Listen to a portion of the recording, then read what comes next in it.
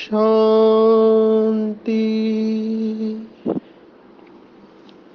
आज 30 अक्टूबर 2022 भारत में रविवार है। Today is 30th October 2022 and it's Sunday in Bharat. आज की मुरली का जादुई रहस्य स्वयं को प्रेरणा देने के लिए magical secrets of today's murli for motivating the self. आज की मुरली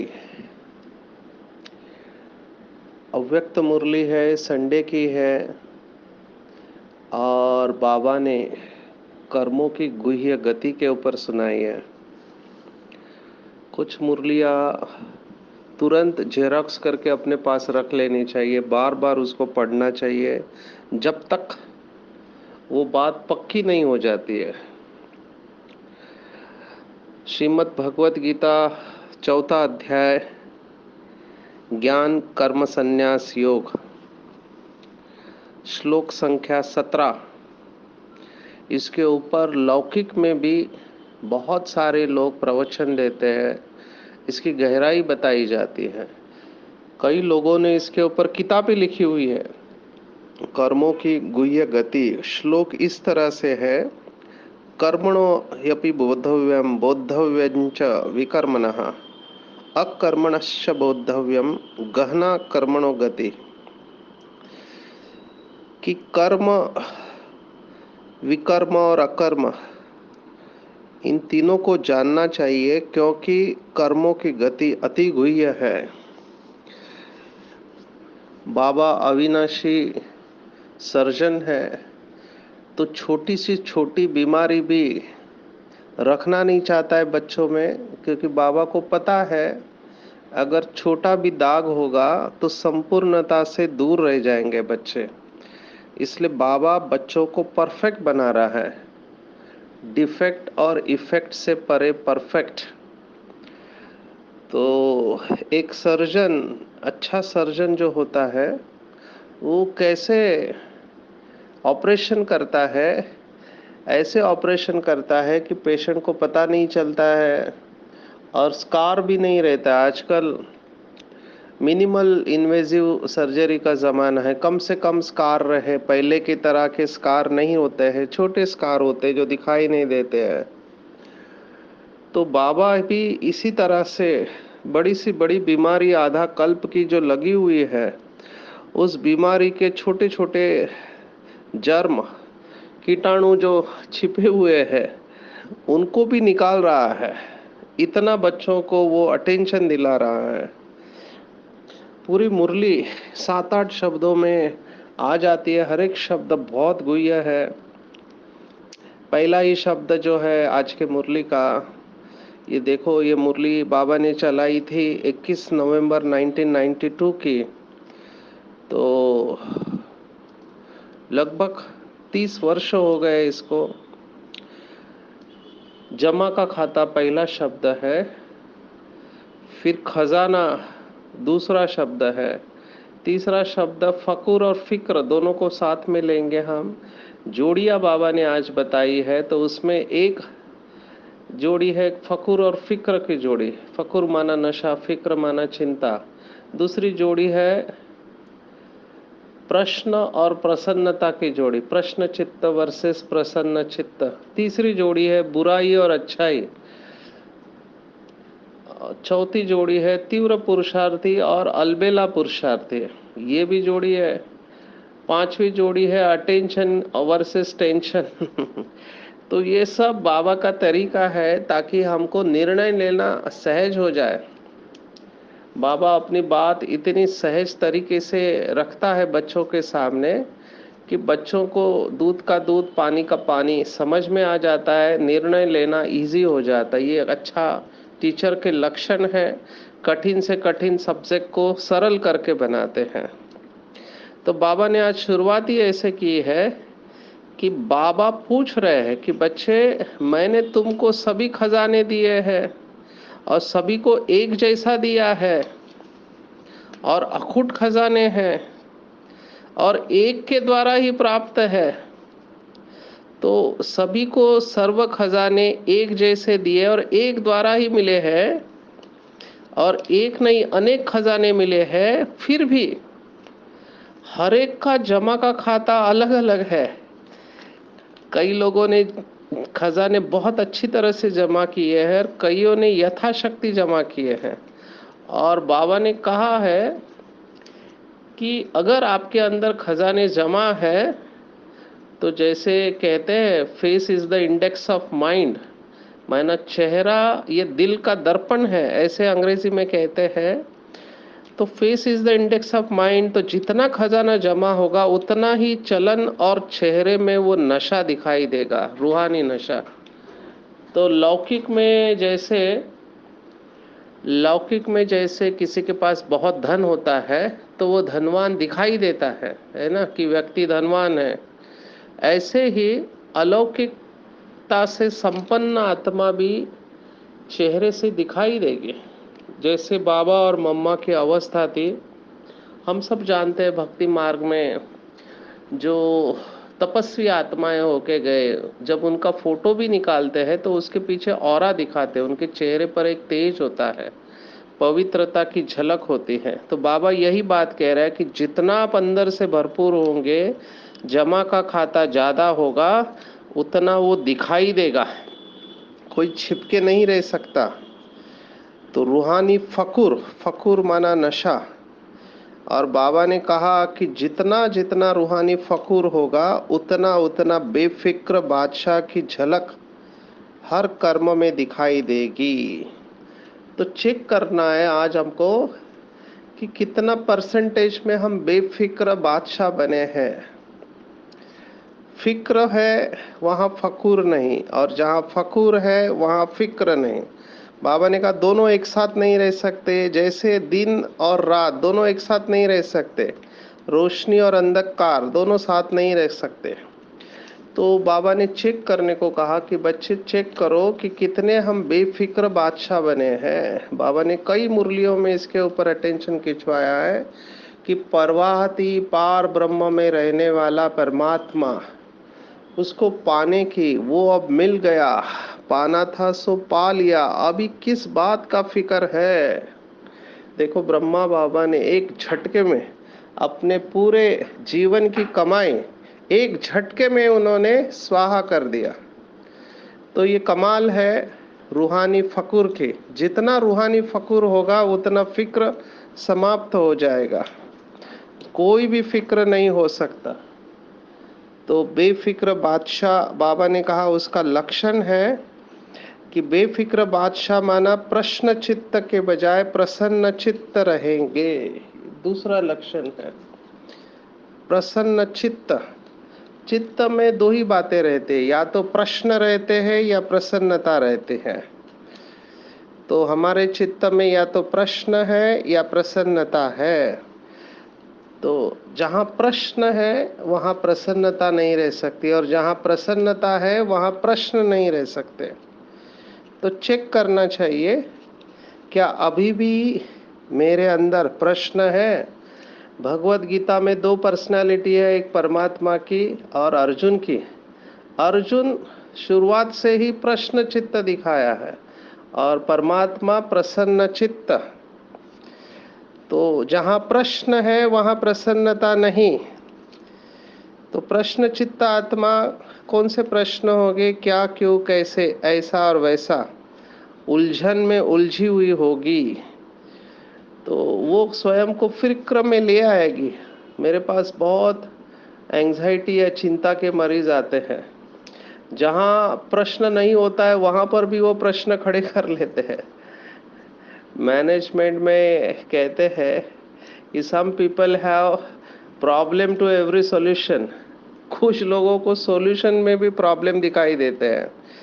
तो ये क्यों हुआ, क्या हुआ, ऐसा होता है क्या, वैसा होता है क्या। तो जहाँ पे प्रश्न है, बाबा ने कहा, वहाँ प्रसन्नता रह नहीं सकती। तो लौकिक भगवत गीता में भी जो दिखाया गया है, या महाभारत सीरियल में आपने देखा होगा कि अर्जुन हमेशा प्रश्नों से घिरा हुआ है। शुरुआत से ही उसको प्रश्न है कि मेरे काका चाचा मामा है, इनको मारने से अच्छा है मैं भीख मांग कर जीऊंगा, वगैरह वगैरह। शुरुआत से ही प्रश्न है। कर्म योग क्या है, ज्ञान योग क्या है, अगर ज्ञान योग इतना श्रेष्ठ है तो आप मुझे भीषण कर्मों में क्यों डाल रहे हो, वगैरह वगैरह। उसके डाउट समाप्त ही नहीं हो रहे। और परमात्मा प्रसन्न चित्त है। अभी भी हम अव्यक्त बाप दादा को जो भी मिले हैं, बाबा ने ब्रह्मा बाबा के संपूर्णता के भी लक्षण बताए हैं कि जब बाबा संपूर्णता के नजदीक थे तो कई सारे बच्चे प्रश्न लेकर बाबा के पास जाते थे कि बाबा को ये पूछेंगे, ये पूछेंगे, ये पूछेंगे। लेकिन जैसे ही बाबा के ऑरा में आ गए तो वो अपना सब कुछ भूल जाते थे। और फिर बाबा पूछते थे, बच्चे कुछ पूछना है? तो बच्चे कहते थे, नहीं बाबा कुछ नहीं पूछना है। तो ये पावर है। तो हमको भी ऐसे ब्रह्मा बाप समान प्रसन्न चित्त उस अवस्था तक जाना है। लेकिन इसका आधार है रूहानी फकूर, और रूहानी फकूर का भी आधार है जमा का खाता। हर क्षण जमा होना चाहिए, समय, श्वास, संकल्प, तन, मन, धन। और ये अच्छे बिजनेसमैन का लक्षण है। देखो, लौकिक में बिजनेसमैन के बारे में बताते हैं। जैसे हम एग्जाम्पल लेंगे, अभी अंबानी है, वो सो भी रहा है तो भी उसकी कमाई चालू है। जितने भी टॉप बिजनेसमैन है इस समय, जैसे वो फेसबुक का है मार्क जुकरबर्ग है, या आजकल एलॉन मस्क का नाम आ रहा है, या वॉरेन बफेट है, ये richest person in the world है, ये दुनिया में सबसे रिचेस्ट है। ये लोग सोते हुए भी इनकी कमाई चालू रहती है। ये लौकिक में बताते हैं बिजनेसमैन। ऐसे ही हमारी अलौकिक कमाई, रूहानी कमाई नींद में भी करते रहे। जो बाबा ने मुरली में कहा कि मम्मा और बाबा ने सबसे ज्यादा कमाई नींद में किया हुआ है। नींद में भी वो योग में रहे हुए हैं, जिसको योग निद्रा कहते हैं। तो ऐसी आत्माएं सदा भरपूर होती है, रूहानी नशे में रहते हैं और प्रसन्न चित्त रहते हैं। तो बाबा ने कहा कि समझो अगर ऐसी कोई बात आ भी जाती है, जैसे बाबा ने कहा ना, वेस्ट खराब माल होता है, आज उदाहरण दिया है, तो परिवर्तन शक्ति से उसको परिवर्तन कर लेते हैं। बाबा ने भारत में कई जगह पे घुमाया है सेवा के लिए। तो मुझे याद आ रहा है कि आजकल वो जो कचरा होता है, सॉलिड वेस्ट, उससे रास्ता तैयार करते हैं। एक स्थान पर हम गए थे महाराष्ट्र में, गोवा के पास सिंधुदुर्ग जिला है। तो वहाँ पर वेंगुर्ला करके है, उनको अवार्ड मिला क्योंकि उन्होंने अपना पूरा तालुका, तहसील या मंडल जो भी कहते हैं अलग अलग स्टेट में, वहाँ पे उन्होंने कचरे का मैनेजमेंट ऐसा किया कि उसे रास्ता बनाया, उनको उसका अवार्ड मिला। तो क्लीन सिटी के लिए अवार्ड मिला है इंदौर को। ऐसे बहुत सारे सिटीज है भारत में। तो वो क्या करते हैं, वेस्ट को बेस्ट में कन्वर्ट कर देते हैं, है ना। तो ये बहुत बड़ी कला है। और एक मैंने देखा बिजनेस, ये जो मंदिरों में फूल और वगैरह चढ़ाते हैं, और इसको महाराष्ट्र में निर्माल्य कहते हैं, वो जो फूल वगैरह रह जाते हैं उसको वो लोग कन्वर्ट करके उसको थर्माकोल में कन्वर्ट कर देते हैं, या उससे कई सारी चीजें बना लेते हैं। तो लोग ये कचरे को उठा लेते हैं, गोबर का गोबर गैस बना हुआ है, कितनी सारी बातें हैं। कंपोस्ट खाद आजकल बनाते हैं। हमारे तो मिनिस्टर ने अनुभव शेयर किया। आप सब जानते होंगे, भारत के मिनिस्टर है, रोड मिनिस्टर नितिन गडकरी, बहुत अच्छे आत्मा है। भारत में पूरा नेटवर्क इन्होंने स्ट्रांग किया है रोड का। क्योंकि हम बहुत घूमते हैं तो हम सब जगह जगह पे रास्तों में नेशनल हाईवे अथॉरिटी में देखा, तो उन्होंने अपने लेक्चर में बताया कि ये जो बाल है, इन्होंने तिरुपति बालाजी का एग्जाम्पल दिया, बाल करते क्या है। तो पता चला वो बाल से बहुत सारी चीजें बनते हैं और बहुत अच्छा वो फर्टिलाइजर है। तो बाल को खरीद के, जो लोग बाल दान करते हैं उसको खरीद के उसको बिजनेस में यूज करते हैं, उससे बहुत सारी चीजें बनती है। तो ऐसे है वेस्ट को बेस्ट में कन्वर्ट करना। तो बाबा ने यही कहा है कि जो योगी है वो कैसी भी बात आपके पास आए, प्रसन्न चित्त आत्मा, योगी आत्मा, साइलेंस की शक्ति से कैसी भी बात हो, कितनी भी बुरी बात हो, संबंध बुरे अनुभव होते हो, लेकिन बुराई को अच्छाई में परिवर्तन कर स्वयं में भी धारण करेगी और दूसरों को भी अपनी शुभ भावना के श्रेष्ठ संकल्प से बुराई को बदल अच्छाई धारण करने की शक्ति देगी। कितने उदाहरण मैं आपको इसके ऊपर दे सकता हूँ। पहले तो ब्रह्मा बाबा को हम देखेंगे, तो एक सन्यासी था जो ब्रह्मा बाबा के लिए अपशब्द इस्तेमाल करता था। तो बाबा कहते थे कि बच्चा बाप के लिए गुलाब के पुष्प चढ़ा रहा है, देखो गाली दे रहा है लेकिन बाबा कह रहे गुलाब के पुष्प चढ़ा रहा है। बाबा ने एक मुरली में कहा था कि कोई आपको अपशब्द कहे तो समझना चाहिए कि वो परवश आत्मा है और आपको कह रहा है कि देखो मैं तो परवश हूं लेकिन तुम तो सहनशीलता के अवतार हो, तो वो तुम्हारी सहन शक्ति बढ़ाने के निमित्त बना हुआ है ना। तो उसको धन्यवाद दो, वो तुमको याद दिला रहा है। मुझे बहुत भाई बहन है पूरे भारत से, मैं एक ही देख रहा हूँ कि जिनको भी बंधन है तो वो क्या कहते हैं कि हमारे घर वाले ऐसे, हमारा परिवार ऐसा है, पड़ोसी ऐसे, ऑफिस वाले ऐसे है।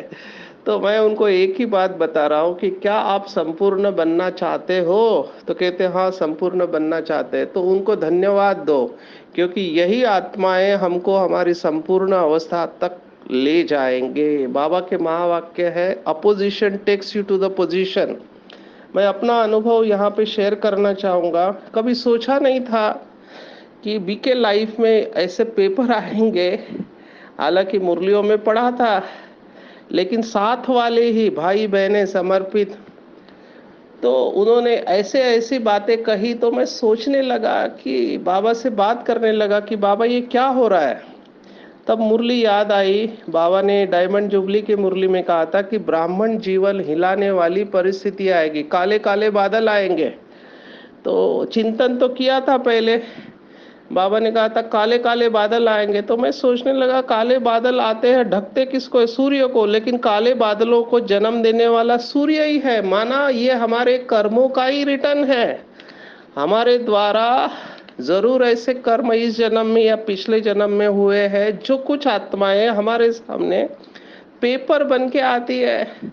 तो ब्राह्मण जीवन हिलाने वाला पेपर आया, रात को नींद नहीं आ रही है, बाबा से बात कर रहे हैं। तो बाबा ने कहा इतनी तकलीफ हो रही है तो लिखो, कागज पे लिखो। तो मैंने कहा मुझे लिखने को तो नहीं आता है, लेकिन नींद ही नहीं आ रही थी। तो आ गए, 11 बजे उठकर बैठ गए। हमारे इधर छतरी है जहाँ पे मुरली क्लास चलता है, वहां पे बैठ गए गार्डन में और लिखना चालू किया जो थॉट्स आ रहे थे। तो 11 बजे मैं बैठा, सुबह 4 बजे तक मैं लिखता रहा और मैंने कुछ 30-40 पेज लिखे होंगे।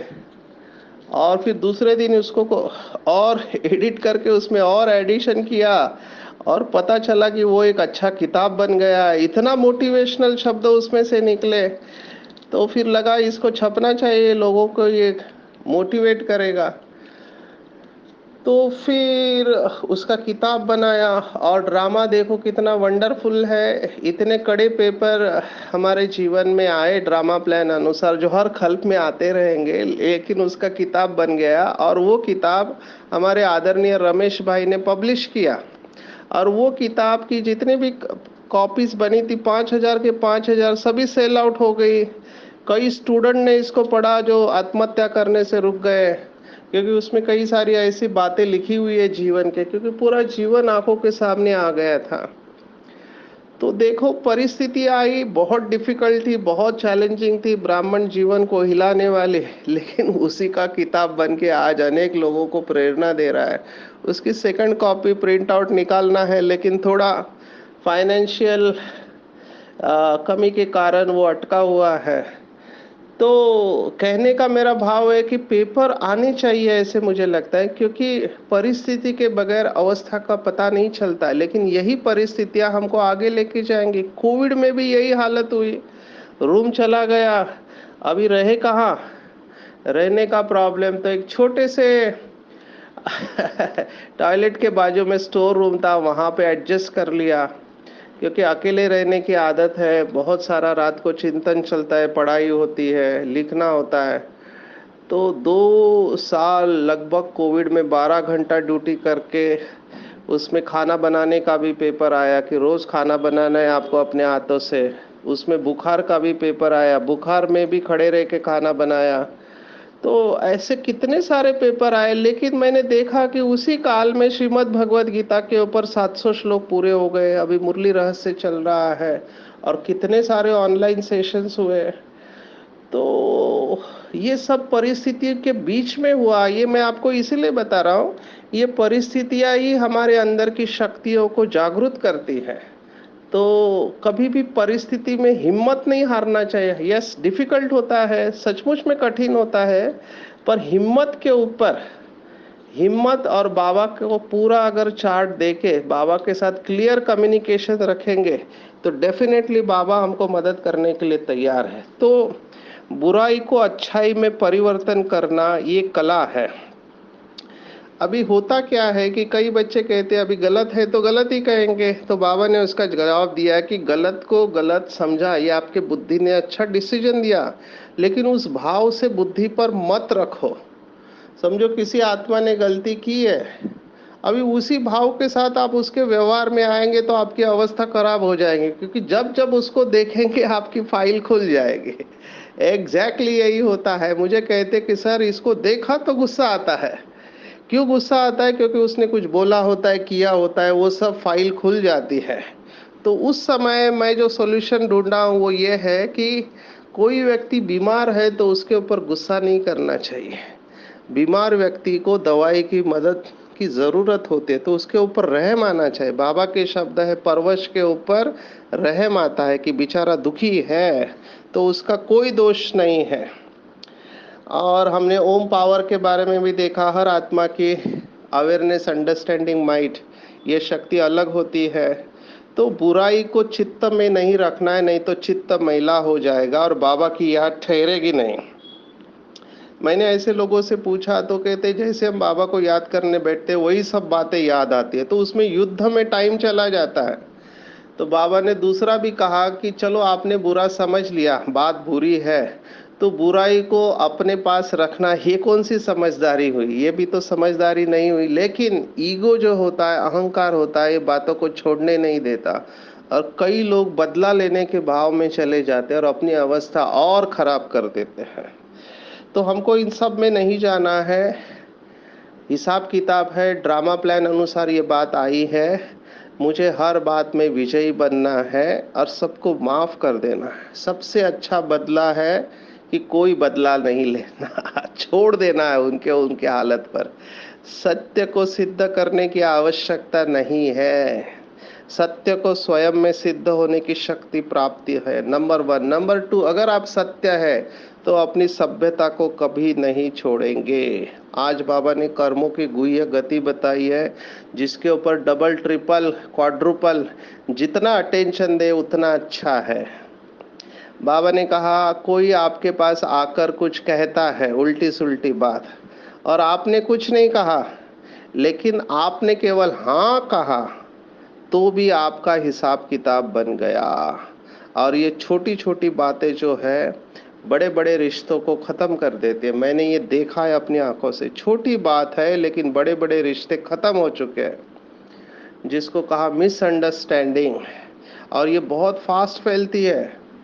और मैं अपने अनुभव से आपको कह रहा हूँ कि जितनी बदनामी की कुछ लोगों ने वो सब घूम फिर के आ जाती है। बाबा ने आज कहा अगर आप किसी की बदनामी करेंगे तो गुंबज में जैसे इको होता है वैसे आपकी कल दुगना बदनामी होगी, क्योंकि बातें छिप के रह नहीं सकती, कहीं ना कहीं किसी न किसी रूप में आ ही जाती है। तो ये कर्मों की गुह्य गति है और ऐसे सूक्ष्म विकर्म हमको संपूर्ण अवस्था से दूर रखते हैं। तो बाबा ने इसके ऊपर अटेंशन दिलाया कि जो संपूर्ण अवस्था में जाना चाहते हैं वो इन छोटे छोटे सूक्ष्म विकर्मों से संपूर्ण स्थिति में विघ्न रूप नहीं बने। और कभी ये नहीं सोचे कि मैंने तो हंसी में कह दिया, मेरा भाव नहीं था। बाबा ने कहा रॉन्ग, ऐसा कभी नहीं होना चाहिए। बगैर भाव के बोल निकल नहीं सकता। शिव भगवान वाच, ये विधि संपूर्ण सिद्धि को प्राप्त होने में सूक्ष्म विघ्न बन जाता है। तो ज्ञान को सुनना, सुनाना, वर्णन करना बहुत इजी है, लेकिन गुह्य गति का ज्ञान बुद्धि में सदा स्पष्ट नहीं रहने के कारण हल्के कर देते। और क्या बोलते, इतना तो चलता है। बाबा ने कहा इतना नहीं चलता है, क्योंकि आप उच्च अवस्था का अनुभव नहीं कर सकते। फिर से याद दिला दे, बाबा ने कहा एक आत्मा से भी घृणा और तिरस्कार है तो आपका योग लग नहीं सकता। और बाबा ने कितना अटेंशन खिंचवाया। देखो, कई बाबा के बच्चे कहते हैं कि ब्राह्मण जीवन तो मौज है ना, तो मौज करना चाहिए। तो जो आया वह किया, मस्त रहा, ये अल्पकाल सुख की मौज है, अल्पकाल संबंध संपर्क की मौज है। ये सदा काल की प्रसन्न चित्त स्थिति नहीं है। जो आया, जो बोला, जो आया वो किया, और कहना कि हम मौज में रहते हैं, ये गलत है। ये माया की मनमौजी है। ये मनमौजी से बच के रहे और रूहानी मौज में रहे। यही यथार्थ ब्राह्मण जीवन है। तो बाबा ने कहा रूहानी मौज में रहो और कर्मों के गुह्य गति के ज्ञाता बनो। फिर अगली बार, अभी अगली मुरली चलेगी तो बाबा ने कहा जमा के खाते के बारे में भी बताते हैं, लेकिन हम आज अटेंशन रखें कि कहीं मैं मनमौजी तो नहीं हूँ। क्या मैं रूहानी मौज में रहता हूँ, प्रसन्न चित्त रहता हूँ और कर्मों की गुह्य गति के ऊपर अटेंशन रखता हूँ। कभी भी किसी की बुरी बात सुनना भी नहीं है, ये भी पाप कर्म में आ जाता है। सुनाना, वर्णन करना, ये तो बड़ा हो गया दाग, लेकिन ये छोटा दाग भी नहीं चाहिए, वहां से निकल जाना चाहिए। सुनना ही नहीं चाहिए, क्योंकि एक बार आपने सुना तो अगली बार वो आत्मा आपके पास ही आएगी। ऐसी मंथराएं चारों तरफ होती है जो आपके कान भरने को तैयार रहती है। तो बिजी रहना है। किस बात में, बाबा ने दादियों को भी कहा कि आपका समय लाइट हाउस, माइट हाउस बन वाइब्रेशन फैलाने में बिजी रहना चाहिए, ना कि इन छोटी छोटी बातों में। और हमेशा तीव्र पुरुषार्थी रहना चाहिए। तीव्र पुरुषार्थी माना सुना और बना। जैसे मम्मा के बारे में कहते हैं ना, एक बार की हुई गलती दोबारा नहीं, सुना और स्वरूप बन गए। तो ये तीव्र पुरुषार्थी का लक्षण है। और तीव्र पुरुषार्थी हर समय विजयी रहेंगे। तो बहुत संभाल के चलना है। जैसे जैसे हम संपूर्णता के नजदीक जाते रहेंगे, तो जितना जितना हम संपूर्णता के नजदीक जाएंगे, उतना छोटी छोटी बातें बहुत बड़ा डिफरेंस कर सकती है, बहुत बड़ा। तो उसके ऊपर बहुत गहराई से अटेंशन रखना चाहिए। तो चेक करेंगे कहीं मेरे अंदर अलबेलापन तो नहीं है। कई लोग आगे चल के सोचते हैं हम तो है ही बाबा के, और किसके है, सब कुछ तो बाबा का है। ये भी रॉयल अलबेलापन है। अटेंशन रखना है, और लेकिन अटेंशन का टेंशन नहीं है, हमेशा एवर रेडी रहना है। बहुत काल का अभ्यास। एवर रेडी कई लोग गलत समझते हैं। एवर रेडी माना मरने के लिए तैयार नहीं। एवर रेडी माना ज्ञान, गुण और शक्तियों से भरपूर रहना। एवर रेडी माना मरने के लिए तैयार, ये गलत अर्थ है। कई लोग बीमारी से परेशान होते हैं तो बोलते मैं एवर रेडी हूँ। नहीं, ज्ञान, गुण और शक्तियों से संपूर्ण रहना। और मास्टर ज्ञान सूर्य बनकर, जैसे शिव बाबा है वैसे मास्टर ज्ञान सूर्य बनकर अपनी लाइट और माइट चारों तरफ फैलाना। और जहाँ रोशनी होती है वहाँ अंधकार समाप्त हो जाता है। ऐसे संपूर्ण विश्व को सकाश देने के निमित्त बनना। और संपूर्ण पवित्रता ही संपूर्ण रोशनी है। ये वाक्य बहुत इंपॉर्टेंट है। संपूर्ण पवित्रता अर्थात रोशनी है। तो उनके पास विकार का अंश भी नहीं रह सकता। और ऐसे बाबा के बच्चे सबके साथ स्वभाव, संस्कार, संबंध, संपर्क में लाइट रहते हैं, मिलनसार रहते हैं, मोल्ड होते हैं बहुत अच्छी तरह से। तो आज की पूरी मुरली के ऊपर अगर आप टेक होम पूछो तो टेक होम है जमा का खाता, जमा का खाता, जमा का खाता। हर क्षण जमा करते जाओ, जिसको भक्ति का मार्ग में कहा है श्वासोश्वास याद। श्वासोश्वास, हर श्वास मेरा भगवान से आ रहा है, और मुझे भरपूर कर रहा है, क्योंकि श्वास निरंतर चलता रहता है हर संकल्प बाबा से। तो तन मन धन समय श्वास संकल्प जमा करो, जमा करो, जमा करो, रूहानी फकूर में रहो, बेफिक्र बादशाह, हमेशा प्रसन्न चित्त, कर्मों की गुह्य गति के गाता, तीव्र पुरुषार्थी, मास्टर ज्ञान सूर्य मिलनसार बनो, संपूर्ण अवस्था में स्थित रहो और निरंतर स्वमान में रहना ही संपूर्ण अवस्था है। अच्छा, ओम शांति।